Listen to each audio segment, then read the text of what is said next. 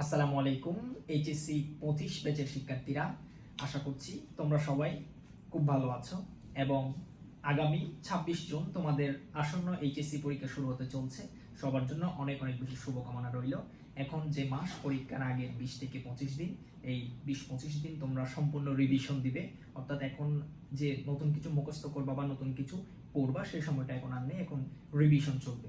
আমি আজকে একটা গুরুত্বপূর্ণ বিষয় নিয়ে তোমাদের সাথে আলোচনা করব। তোমরা যেহেতু ফাইনালি এইচএসসি তে বসতে যাচ্ছ, তো তোমাদের অনেকে এইচএসসি পাসিং মার্কসটা নিয়ে, এই এইচএসসি তে যে পাস মার্ক কিভাবে পাস করে দুইটা পত্র মিলে, সেটা নিয়ে অনেকের ক্লিয়ার কনসেপ্ট নেই। আমি আজকে তোমাদের বিষয়টা অনেক ভালো করে বোঝানোর চেষ্টা করব। আমাদের ইন্টারে, তোমাদের ইন্টারে যে বিষয়গুলো আছে, তিনটা group, science, humanities and business studies, তিনটা গ্রুপে তিন ধরনের বিষয় আছে। আমি বিজনেস স্টাডিজের বিষয়গুলো নিয়েও কথা বলবো আজকে। আর ইংলিশ, বাংলা, ইকোনমিক্স এগুলো যেহেতু সবার সেই বিষয়গুলো নিয়ে আমি আজকে কথা বলি। প্রথমে বলি ইংলিশ। ইংলিশের পাস মার্কটা আসলে কিভাবে ধরে? ইংলিশ পেপার কয়টা? দুইটা, English first paper and English second paper. আমরা জানি আমাদের ইন্টারে এইচএসসি ফার্স্ট পেপার পরীক্ষা হয় 100-তে এবং সেকেন্ড পেপার পরীক্ষা হয় 100-তে। দুটোটা টোটাল 200 নম্বরের পরীক্ষা হয়। এখন পাস মার্কটা হচ্ছে টোটাল 66। তুমি 66 পেলে পাস করবা। কিভাবে 66 পাবা? ফার্স্ট পেপার, সেকেন্ড পেপার দুইটা মিলে একসাথে 66 পেলে পাস। বিষয়টা ভালো করে খেয়াল করো। এমন না যে তোমাকে ইংলিশ ফার্স্ট পেপারে 33 পাওয়া লাগবে এবং সেকেন্ড পেপারে 33 পাওয়া লাগবে, বিষয়টা এমন না। তুমি যদি এভাবে পাও, মনে করো ফার্স্ট পেপারে পেলা হচ্ছে 60, ওকে, সেকেন্ড পেপারে পেলা হচ্ছে 6, সেকেন্ড পেপারে পেলা 6, টোটাল কত হয়েছে? 63। এভাবে হলে কিন্তু তুমি পাস করবা। বিষয়টা ভালো করে লক্ষ্য করো। তুমি ফার্স্ট পেপারে 60 পাইছো, গুড, পাস করছো। কিন্তু সেকেন্ড পেপারে পাইছো কত? 6, শুধু 6 পেলে কি পাস করে? নো। 33 পেলে পাস। কিন্তু ইন্টারে এভাবে হিসাব করে, তুমি যদি ফার্স্ট পেপারে 60 পাও, সেকেন্ড পেপারে যদি 6ও পাও, টোটাল যদি 66 হয়, তুমি পাস করবা। তুমি ইংলিশে ফেল করবা না।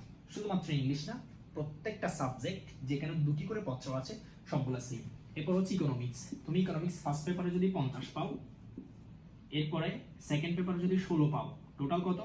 63, পাস, ফেল না। সেকেন্ড পেপারে 16 পেলেও ফেল না। ইভেন তুমি যদি ফার্স্ট পেপারে 65 পাও, সেকেন্ড পেপারে 1 পাও, তাও পাস। রাইটিং এমসিকিউটা আমি আলাদা করে বলবো। 63, টোটাল 63 পেলে পাস। এটা হচ্ছে ইকোনমিক্সের ক্ষেত্রে প্রযোজ্য। ইংলিশের ক্ষেত্রে প্রযোজ্য অ্যাকাউন্টিং, ম্যানেজমেন্ট, ফাইন্যান্স, মার্কেটিং। আর তোমরা যদি হিউম্যানিটিসের হও, তোমাদের যে বিষয়গুলো আছে প্রত্যেকটা ক্ষেত্রে প্রযোজ্য। কিন্তু এমসিকিউর ক্ষেত্রে কি হয়? এমসিকিউর ক্ষেত্রে এক পাশে থাকে 30টা, অর্থাৎ ফার্স্ট পেপারে থাকে 30টা, সেকেন্ড পেপারে থাকে 30টা। উভয় মিলে 20 পেলে পাস। 20, 30 60টা থাকে না, 60টা থাকে। 60-এর মধ্যে তুমি তোমার টোটাল 20 পাওয়া লাগবে। তুমি যদি ফার্স্ট পেপারে কত পাও? 15 পাও এমসিকিউতে, সেকেন্ড পেপারে এমসিকিউতে যদি 5 পাও, টোটাল কত হইলে? 20, পাস, নট ফেল। এখানে ফেলের কোনো চান্স নাই। এটা হচ্ছে সুবিধা। এই জন্যই ইন্টারে তেমন একটা ফেল করে না, বিশেষ করে ইংলিশে তেমন একটা ফেল করে না। তোমাদের কি হয়, অনেকের ইংলিশ ফার্স্ট পেপার পরীক্ষা ভালো হয় কিন্তু সেকেন্ড পেপার খারাপ হয়। তো তুমি যদি ফার্স্ট পেপারে ভালো একটা মার্ক পাও, সেকেন্ড পেপারে যদি 10, 12, 15, 20 পাও, সমস্যা নাই, তোমার ফার্স্ট পেপার দিয়ে সেকেন্ড পেপার কভার হয়ে যাচ্ছে। কারণ এখানে টোটাল পাস, টোটাল 66 পেলে, দুই পত্র মিলে 66 পেলে পাস।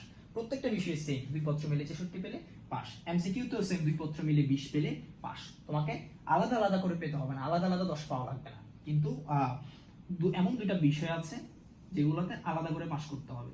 আমি প্রথমে আইসিটির কথা বলি। আইসিটি পত্র একটা না, আইসিটি কি দুইটা পেপার আছে? নাও, যেহেতু এটা একটা পেপার, সো এখানে তোমাকে আলাদা করে পাস করতে হবে। আইসিটি 3 ভাগে নাম্বার দেওয়া হয়। একটা হচ্ছে এমসিকিউ, একটা সিকিউ, আর একটা হচ্ছে প্র্যাকটিক্যাল। ওকে, প্র্যাকটিক্যালে থাকে 25, এমসিকিউতে থাকে 25, এমসিকিউতে থাকে 50। তোমার এমসিকিউতে পাওয়া লাগবে 7 পেলে পাস করবা, এবং তোমার সিকিউতে পাওয়া লাগবে 17 পেলে পাস করবা। আর প্র্যাকটিক্যালের নাম্বারটা তোমাদের নিজস্ব কলেজ থেকে বোর্ডে দিয়ে দিবে, এভারেজে 21, 22, 23, 24 করে দিয়ে দেয়। এটা কলেজের টিচারের উপর ডিপেন্ড করে, এটা কোনো বিষয় না, তুমি এটা সম্পূর্ণ পেয়ে যাবে। তোমার এখানে এমসিকিউতে 7 এবং সিকিউতে 17 পাওয়া লাগবে। এভাবে পেলে তুমি কোথায়? আইসিটিতে পাস করবা। বাংলাতে কি করতে হবে? বাংলা দুই পত্র, ফার্স্ট পেপার, সেকেন্ড পেপার। এখন বাংলা প্রথম পত্রে এমসিকিউ আছে, কিন্তু সেকেন্ড পেপারে কি নাই, এমসিকিউ নাই। যেহেতু বাংলা দ্বিতীয় পত্রে এমসিকিউ নাই, সেজন্য বাংলা প্রথম পত্রে 30টা এমসিকিউতে তোমাকে ম্যান্ডেটরিলি 10 পেতে হবে, অবশ্যই 10 পাওয়া লাগবে, আদারওয়াইজ তুমি পাস করতে পারবে না। সো তোমাদের এখানে একটু ঝামেলা হচ্ছে, বাংলা প্রথম পত্রের এমসিকিউ গুলো তোমরা খুব ভালো করে পড়বা, আইসিবির এমসিকিউ গুলো খুব ভালো করে পড়বা, কারণ এখানে যেহেতু দ্বিতীয় পত্রের এমসিকিউর সুযোগ নেই, তো তোমাকে দ্বিতীয় পত্র বাছাই নিতে পারবে না। যদি ফার্স্ট পেপার কি হয়, খারাপ হয়, দ্বিতীয় পত্র তোমাকে ব্যাকআপ দিতে পারবে না। দ্যাটস ওয়াই তোমাকে এগুলো কি করতে হবে, ভালো করে পড়তে হবে। আর অন্যান্য যে বিষয়, এই বিষয়গুলো তো তোমার এত বেশি টেনশন করার কোনো দরকার নাই। তুমি ফার্স্ট পেপার খারাপ করছো, নাথিং, কিছুই হয় নাই, সেকেন্ড পেপার দিয়ে উঠাই নাও।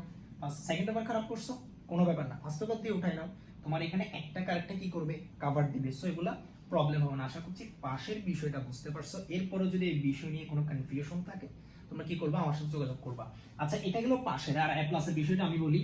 মনে করো এ প্লাস হচ্ছে 80, টোটাল কত, 160 পেলে এ প্লাস না। তোমাকে ফার্স্ট পেপারে 80, সেকেন্ড পেপারে 80 পাওয়া লাগবে না। তুমি যদি কি করো, ফার্স্ট পেপারে যদি 75 পাও, 75 মানে তো এ প্লাস না, এ প্লাস তো 80 লাগবে। আর তুমি যদি সেকেন্ড পেপারে 85 পাও, টোটাল কত, 160 হয়েছে না, টোটাল 160 হলে এ প্লাস, আলাদা করে 80 পাওয়া লাগবে না। এটা হচ্ছে আরেকটা বেনিফিট। এজন্য তুমি এ প্লাস পাওয়াও সহজ, পাস করাও সহজ। তো আশা করছি আর বিষয়টা বুঝতে পারলে তুমি নিজের ইকুয়েশন মিলাই নিতে পারবে যে তুমি কোন পজিশনে রেজাল্ট করতে যাচ্ছ। তো এটা হচ্ছে তোমাদের পাস নিয়েছিল। এবং এরপরে আমি একটা ভিডিও মেক করব তোমাদের জন্য, সেটা হবে কিভাবে খুব সহজে জিপিএ 5 পাওয়া যায়। তোমরা কি জানো জিপিএ 5 পাওয়ার জন্য প্রত্যেকটা বিষয়ে জিপিএ 5 পাওয়া লাগে না, 4টাতে জিপিএ 5 পেলেই মোটামুটি জিপিএ 5 পাওয়া যায়। সেটা কিভাবে হবে সেটা আমি তোমাদের নেক্সট ভিডিওতে সেটা দেখাবো। এখন তোমাদের জন্য আরেকটা দুঃখের বিষয়, আই এম সরি, কারণ তোমাদের পরীক্ষার ডেট হচ্ছে 26 জুন। আমি এটা তোমাদেরকে আবার মনে করিয়ে দিলাম, এজন্য আমি খুব বেশি দুঃখিত। কিছু করার নাই, তোমাদেরকে মনে করাই দিতে হবে, নাহলে তোমরা পড়াশোনা করবা না। সো 26শে জুন চলে আসছে, সামনে ঈদ। ঈদে ফাঁকিবাজি না করে, ঈদে আনন্দ একটু কম করে পড়াশোনায় মনোযোগ দাও। আশা করছি 1 মাসের কষ্ট তোমাকে খুব ভালো ফলাফল দেবে। ঠিক আছে, আজকে এতটুকুই। থ্যাংক ইউ অল, আসসালামু আলাইকুম। নেক্সট তোমাদের জিপিএ কিভাবে 5 পাওয়া যায় সেই ইকুয়েশন নিয়ে দেখা হচ্ছে তোমাদের সাথে। আশা করছি সুস্থ থাকবে, ভালো থাকবে। আল্লাহ হাফেজ।